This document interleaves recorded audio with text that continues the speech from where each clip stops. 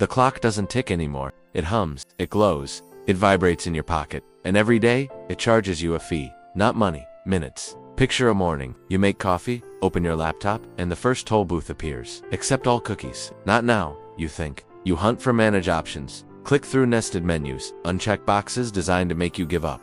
17 seconds here, a minute there.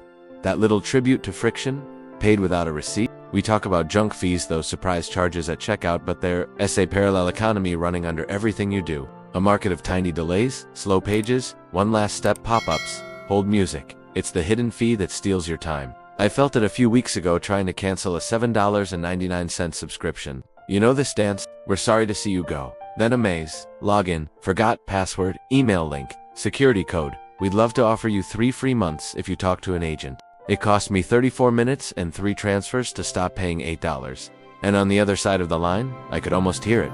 The calculation that if enough of us quit halfway through, the fee is worth it. Some people call this sludge.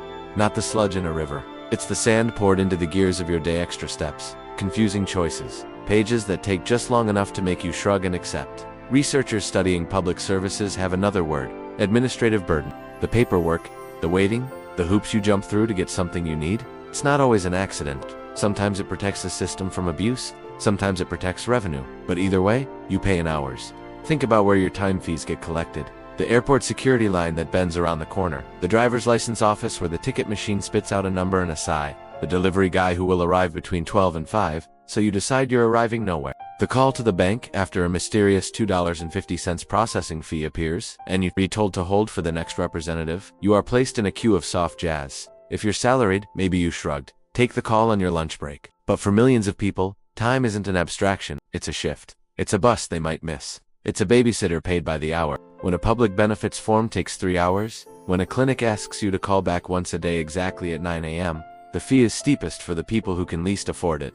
That's another twist in this story. Time fees are regressive. They fall harder on the busy, the tired, the poor. There's a line I can shake from an economist who studies scarcity. When your time is thin, every delay is a tax on your attention. It's like trying to hold water in your hands. The more you squeeze, the faster it leaks. And yet, sometimes we pour the water out ourselves. The biggest toll taker might be the device humming on your nightstand. The just 5 seconds you spend waiting to skip an ad, multiplied by the number of ads you see this week. The half minute you spend on a CAPTCHA proving you are not a robot. The 10 minutes you lose to a notification that wasn't urgent but was read. We pay to be entertained with the currency of our time, and somewhere, a line item grows in someone else's revenue report. This isn't a scolding. I'm in it with you.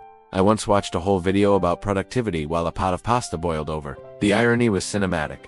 But once you start looking, you see the design behind the delay. The unsubscribe button, in light gray. The reject all tucked behind an extra click. The chatbot that can actually help you, but can buy the company 7 more minutes of your patience.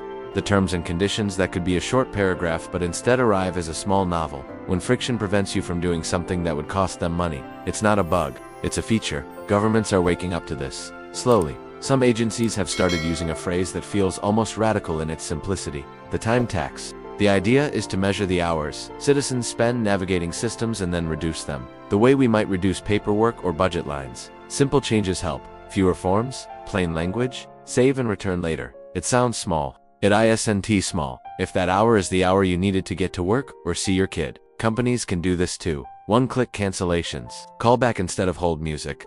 Clear pricing up front so you don't have to call to figure it out. I met a UX designer who said her proudest moment wasn't the number of accounts created, it was the minutes lowered. Less time from sign up to you're done. The team celebrated a number no one outside the building would ever read. And maybe that's the trouble. There's no line on your bank statement for squandered hours. No monthly bill reminding you that Tuesday from 3 to 4 p.m. vanished into a chat queue. If there were, if you saw miscellaneous delay, 62 minutes, would you feel differently?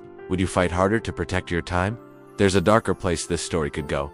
The strategy is intentionally designed to exhaust you, to make you stop asking questions. Keep calling back. Keep uploading documents. Keep waiting. Most of us don't have the bandwidth to outlast an institution. That's the point. That's how power hides. But it doesn't have to be this way. Imagine the opposite. The delight of finishing a form in 3 minutes. The relief of a doctor's office that texts a precise check-in window. A website that explains, in plain words, what it's asking and why it matters. A streaming service that lets you leave as easily as you arrived. Imagine if time saved was the metric every team bragged about, painted on a wall like a trophy. And then there's the part we control directly. The little gates we can close. The 5 minutes at the start of your day when you mute notifications instead of muting yourself. The weekly calendar block called admin hour so errands don't spill into everything else. The apps you delete not because they were evil but because you chose a better fee to pay, to stand in the sun, or finish a book, or cook slowly while the pasta stays in the pot this time.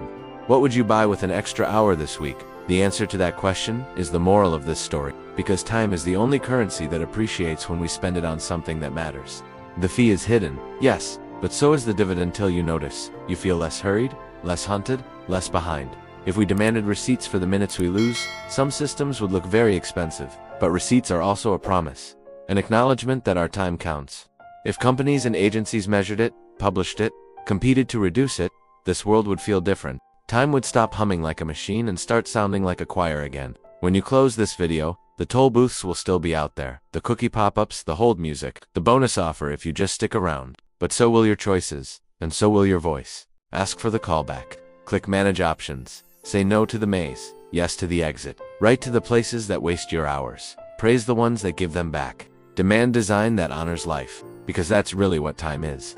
Another word for life. And life is too expensive to pay in fees you never agreed to. Thank you very much for watching the video to the end. If you liked the video, be sure to give it a like and comment to share your opinion. Don't forget to subscribe to the channel and share the video with your friends. See you in the next video. Be well.